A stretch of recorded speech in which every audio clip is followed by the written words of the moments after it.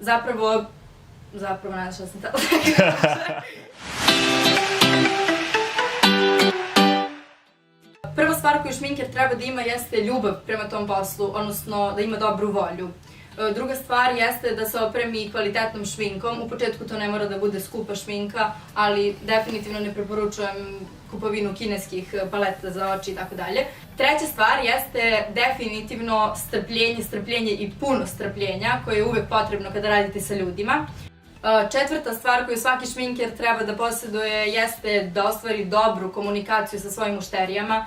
Dakle, šminker treba da bude ljubazan i zapravo vi se u toku šminkanja stavljate kao u neku vrstu psihologa, upoznajete tu ličnost, tačno vidite granicu do koje možete da idete kada je u pitanju neko upoznavanje između vas. I peta stvar jeste definitivno jako bitna, a to je da svaki šminker ima svest o tome koliko vredi. Dakle, nikada ne podcenjujte ili ne precenjujte svoj rad.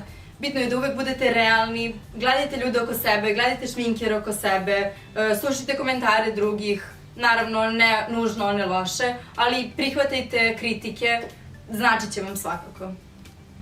Pa doći do prvog klijenta je sasvim individualna stvar, znači neko dođe dan posle otvaranja Instagram profila, recimo neko posle mesec dana, neko posle 2 meseca, u svakom slučaju najbitniji je marketing, Instagram, Facebook, kontakt sa ljudima, najbolje je da pričate što više o tome što ste počeli da radite. Pričajte profesorima ako idete u školu, pričajte roditeljima da prenesu kolegama, pričajte drugarima, jednostavno reklamirajte se što više možete.